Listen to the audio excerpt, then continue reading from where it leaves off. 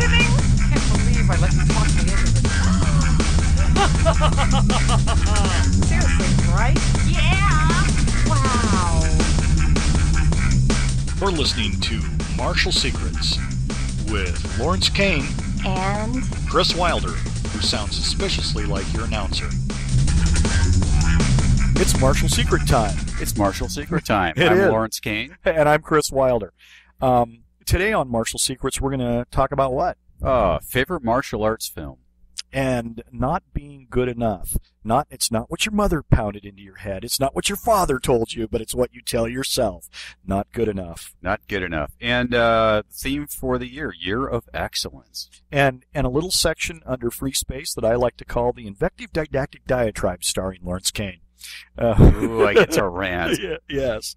But let's talk about favorite martial arts films. I want to know, of all the martial arts films out there, which one is it that you like? I want to know why. You know what's interesting? My favorite martial arts film, and there's a ton of them that I like. My favorite one is probably got to be Mortal Kombat. I have not seen that. Oh, you are missing out. Not the sequel. The sequel sucked donkeys, but it's based off the video game, and it's it's cheesy like every other martial arts film, but it's got really slick music. It's got really it's the whole pounding beat, the really good choreography, these just over the top characters. It's just fun. So you're telling me that it's better than Best of the Best starring Eric Roberts? In my opinion, yes. Okay, all right. Well, I just, it's the whole thing of, like, I'm going to take a video game and make it into a movie. I'm not a fan of that. I just think that... well, usually I'm not either, but, it's just a lot of fun. I've seen it actually more times than Enter the Dragon, believe it or not. And it's just just fun. You want to know something about Enter the Dragon? I can tell you this, because is that I had not seen Enter the Dragon until I went to college. Really? Because we're talking the Dark Ages. I mean, you had to be in a theater to see it, right? Exactly, right. Yeah. So I saw it at college, but I actually saw Enter the Dragon the first time the night John Lennon was shot. Wow. Yeah. I came back to the dorm, and there was a sign that Pete the Cheesehead from Canada had put, Pete Rose, Pete the Cheesehead, had put in the elevator. It said John Lennon lives. I was like, what's that all about? But anyway, that's my little Enter the Dragon tie in there. There you go. Yeah. So what's your favorite film? My favorite martial arts film, I can tell you this, it's Roadhouse. Yeah, see, I'm going for, turn your brain off and just be entertained, and you're going for something serious here. Roadhouse is not turn your brain off and be entertained? Good God, what's wrong with you, man? I was seeing Have if you you got buy a that. fever? No, but see, the thing that I love about Roadhouse, is that it is actually a caricature of martial arts films. That's true. If you look at it from that perspective, it is awesome. And you know what? Right, and you can tease Mark about it too. Yeah, I can tease Mark about it too. But I have to say that I like Patrick Swayze. I find him I just liked him. I don't know. I didn't know the guy or anything, but I just he seemed like a decent guy, and I liked him. And so here's this movie, and when you've got lines like well, when am I not supposed to be nice? I'll tell you when that kind of stuff. And it's got line after line after line. And I have to tell you the story about it. Right. When I taught at the Y, we taught karate right after this Tai Chi class would finish. And I would walk up to the instructor and I'd go, "Hey, is this that stuff Patrick Swayze did in Roadhouse?" And he was like, yeah, and he kind of chuckled at me. But I was relentless. I did it every time, 2 times a week.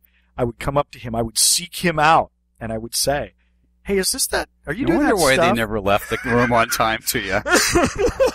Well, and this went on and on and on, and the guy was finally like, yeah. And then it was like, yeah, it's not funny anymore, dude. But I kept doing it. And finally I got into the point where he just gave me the F-bomb and he gave me a finger, and which I had achieved my goal. It took Yeah. me about a solid month and a half to get him to that point. I thought guys who teach Tai Chi are supposed to be all like mellow and zen-like. Well, I don't know about that, but anyway, that was my little thing. Yeah. But no, Roadhouse has got all the stuff in it. I mean, it's just and Terry Funk, pro wrestler, and it is so over the top that I love that thing.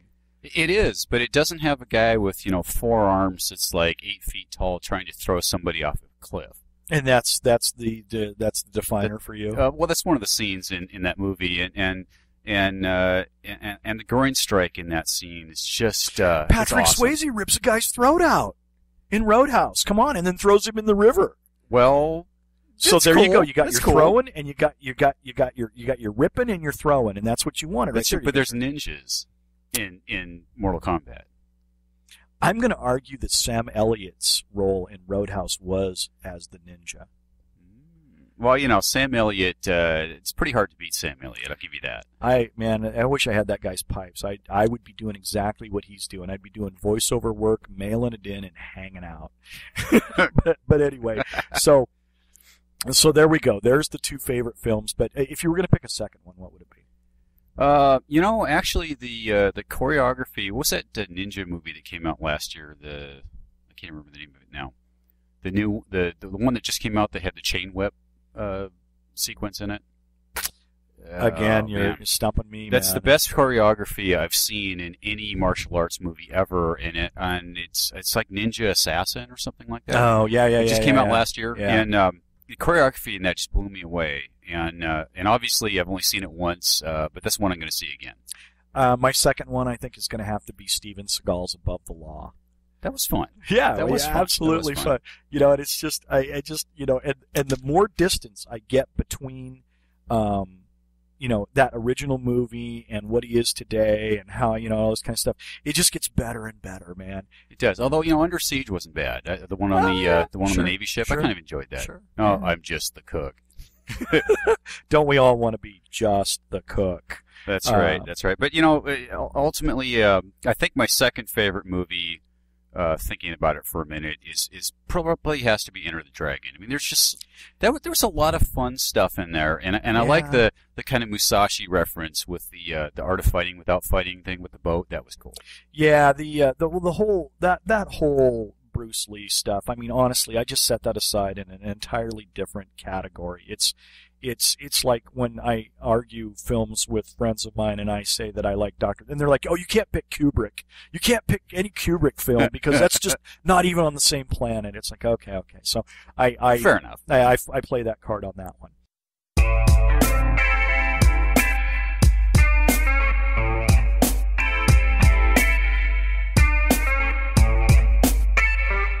Lawrence, it's time. Tip. Yeah, it's the training tip. What are you talking about here?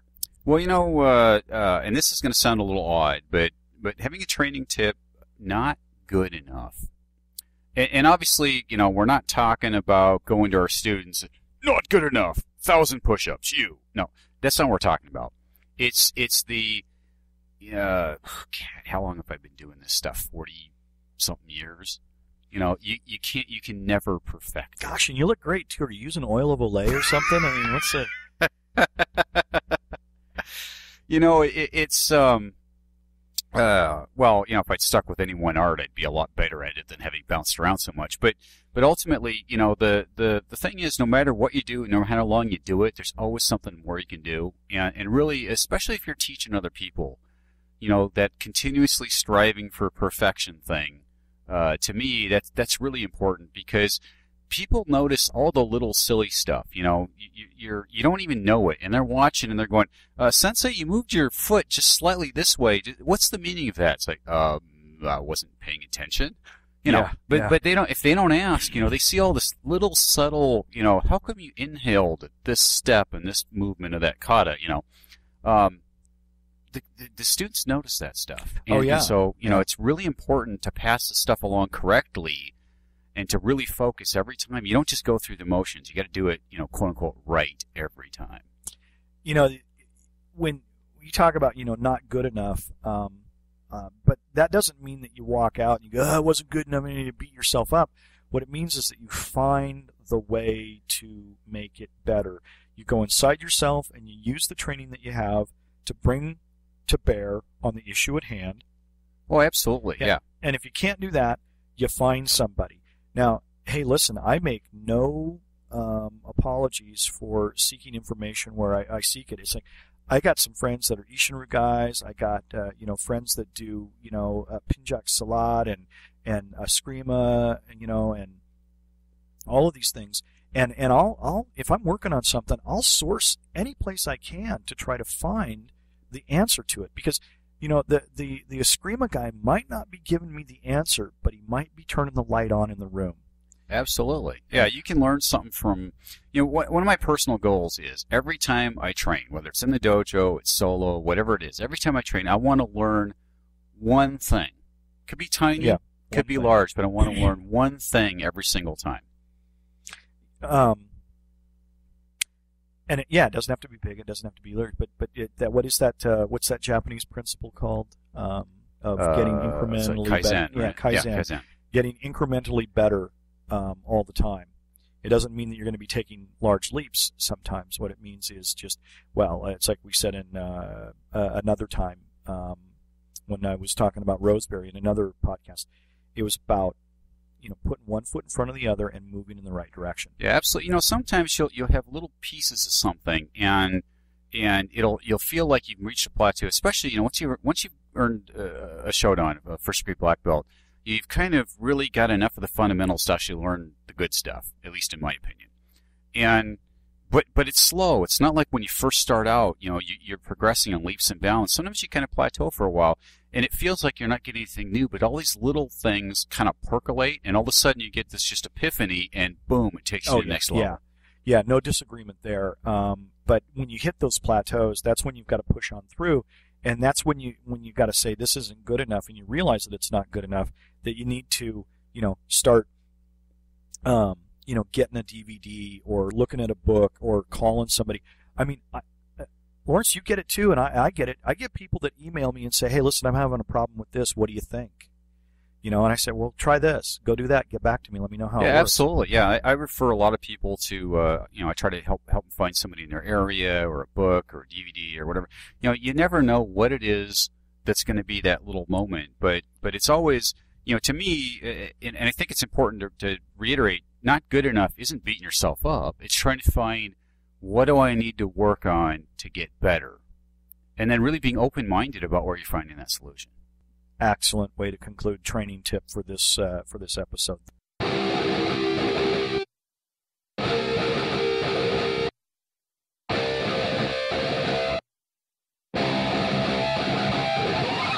Hey, at the dojo, we have a theme every year, and I recommend that every dojo have a theme every year. Absolutely. It's really, it's not different than any other business, right? It's not, the intent isn't to be a slogan, but to be something to strive for. This year is the year of excellence.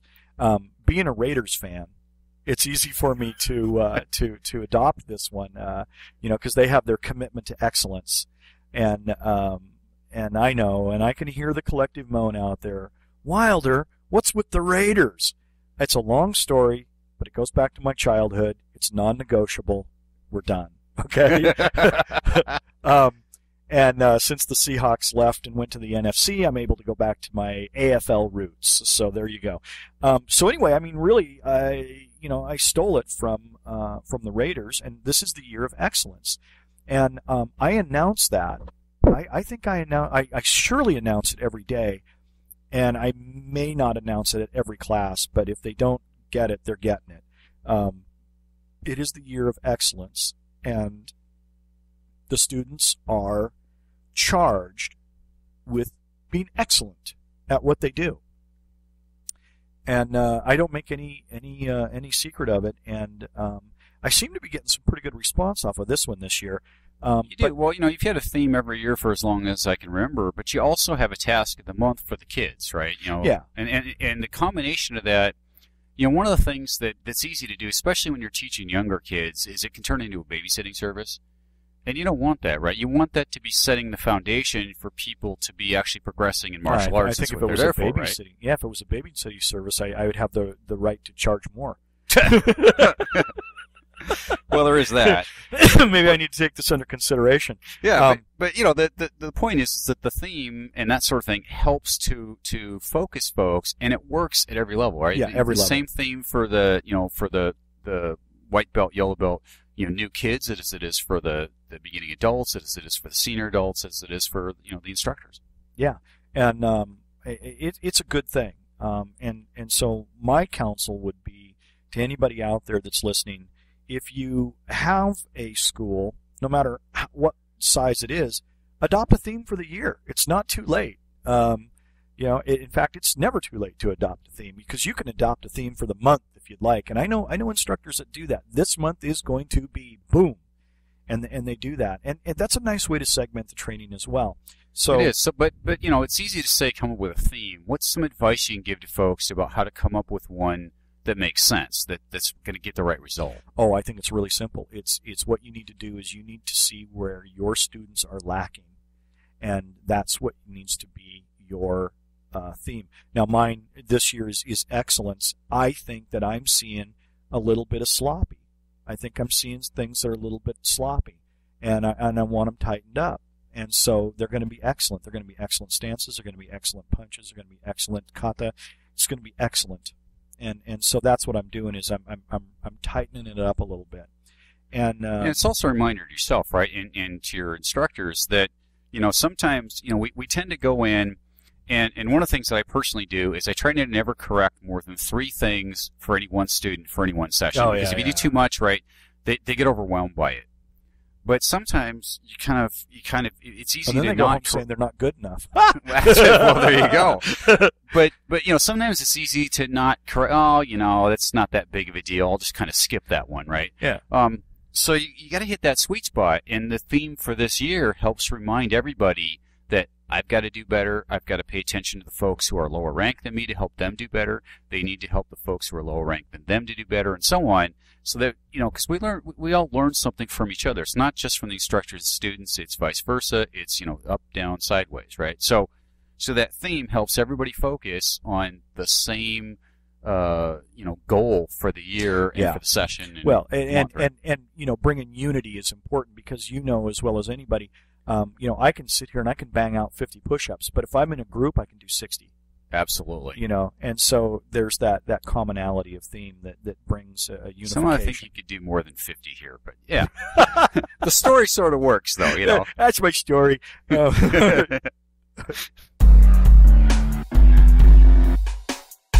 now it's free space time. And this is what I like to call the invective didactic diatribe starring Lawrence Kane. Lawrence, in today's world, kids get in a fight at school, both of them get expelled. What's up? I detest that. I really, really do. And I understand that this is an attempt by administrators and teachers to try to bring order to the school, make sure people can learn, keep students safe. They got a lot of really good reasons for doing that. But to be honest, and since you're giving me leave to have a diatribe here, it'll become invective in a moment. That's right. Yeah. Well, it's always enough to do it in rhyme. The challenge with all that is that when you see the unintended consequences, right? So when I was a kid, you get in a fight, you get bullied, whatever. You beat each other up, and you learn respect for each other. You become friends. You learn how to lose gracefully, right? You learn how to man up when you need to. You learn how to take things within the appropriate social context. So, a social dominance kind of fight is not designed to do serious damage to somebody. It's designed to get somebody psychologically to give in, right? Mm-hmm. It's not physically designed to break them. Different thing. People don't understand that. So, I've had people that I've thrown out of the stadium because they were getting out of control, and, I gave them the option of basically leaving on their own or going out in handcuffs, and generally they leave on their own. Good choice, right? Well, I've had people come back afterwards with a knife and go after me. Dude. Okay, wait a minute. What's up with that? Yeah, that's somebody who doesn't know how to lose gracefully. No, go home. it's done. Yeah, you're drunk, you're stupid, you had an opportunity to leave instead of going to jail, right? Now you are. And now you are.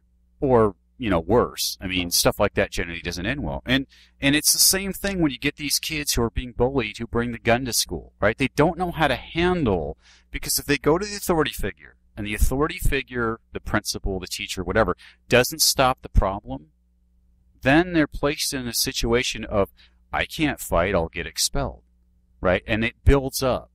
And they get more and more upset, and they have more and more of a feeling of hopelessness, and they act out in an extreme way. Now, is it sometimes they bring a gun to school? Is it sometimes they get their friends together and have a blanket party? Is it so it's almost stuff like that happens. It's almost a caged rat sort of thing. There's no outlet, and so they don't have anything to lose. Is that this formula that you're building?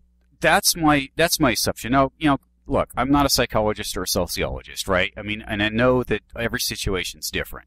But I got to tell you, I've seen a huge change in the way people act from the time that I was in college to the way people act, now, many, many years later, when people don't handle this stuff well, and I think that's a large part of it. Let me interrupt you here. And you and I have had this conversation before, but this is for the listeners.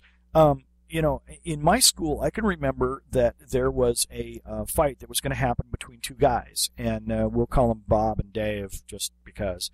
And so names have been changed to protect the innocent, or something. Yeah. So anyway, Bob and Dave are going to have this fight. Well, what they're doing is they're both vying to be who's going to be the alpha dog at the school, right? In our class. And so at noon, we all shuffle literally off the sidewalk, off of school property, and the fight ensues. And everybody's when I was in school, we'd actually fight up on the play field, and the teachers the only time they'd interfere is if someone really got hurt. Well, see, this is what happened is that then as soon as Bob got the upper hand on Dave, the PE coach broke it up. Right. But and basically what happened here was this. It was two guys are trying to establish dominance. As soon as dominance was established, the Uber authority stepped in and said, "We're done. You've all seen it. You know who's number one. Everybody go back." And there was order. Right. Well, they didn't say it that way, but that's the message that came across, right? Yeah. Because you have a face-saving way out, right? I'm losing. I know I've been beat, right? Somebody's going to come in and stop it before it gets serious, and we've established dominance. Everybody knows where they We've all sit. seen it. Everybody's seen it. And we all acquiesced to Coach because he was the super authority. Exactly. Well, especially Coach Sipe in my case. The guy couldn't put his arms behind his head when he did sit-ups because his biceps were so freaking big. I mean, if he wanted, if he was on the U.S. Olympic Greco-Roman wrestling team. Awesome. Yeah, so, I mean, this is a big dude. So when he broke up a fight, I mean, it didn't matter if you were a football player or if you were, Well, my coach was a football player. Yeah, well, there you go, right? So, but the thing is that, when people learn how to fight in a social context, it helps them in a lot of ways, right? Losing a fight in a social context is not necessarily a bad thing. But because you don't have that opportunity, you also get this weird reverse bullying, right? So my son was getting bullied in 7th and 8th grade by 2nd and 3rd graders because what they do is they'd walk up and punch him or throw stuff at him or whatever, and as soon as he retaliated, he's the one that got in trouble, right? Sure. And so because they knew that we can pick on the older kids because the adults will step in. Well, it's just a bunch of BS lawyering up stuff, right? Well, and it doesn't provide for social order, clearly. Well, not at all. And, he handled it well, and it didn't happen for very long. But the point is that they even considered it. When I was in school, I would never consider trying to do something like that because I'd get, a foot up my butt, Yeah, no question, because if I didn't get it, well, this is a funny... we could go on and on and on with that, but that's enough of the invective didactic diatribe on this issue. But we'll flesh it out more later in the future, I'm sure. And parting shot on that though is the whole thing about the zero tolerance policy, and I think the unintended consequences and the downfall of it is much worse than the stuff that it prevents. And if I was king for the day, I would change that policy. Okay. And let's just put a disclaimer on the end of this invective didactic diatribe that you might disagree with Lawrence, but you'd be wrong. All right. Hey, listen, thanks for tuning in and listening to Martial Secrets. I'm Lawrence Caine. Be safe. And I'm Kris Wilder, and be well. Nice work. Hi, this is Kris Wilder from Martial Secrets. Martial Secrets is free, but it's not costless. So tell your friends about Martial Secrets. Your good words are the best endorsement we can have. Also, if you like what you hear, buy one of our books, buy one of our DVDs. We think they're pretty good, and we think you'll find value in them too. As always, we appreciate you listening and your support. You can find us pretty quickly by just going to Amazon.com, typing in Lawrence Caine or Kris Wilder, and you can find all of our books and DVDs there. Thanks for listening, and be well.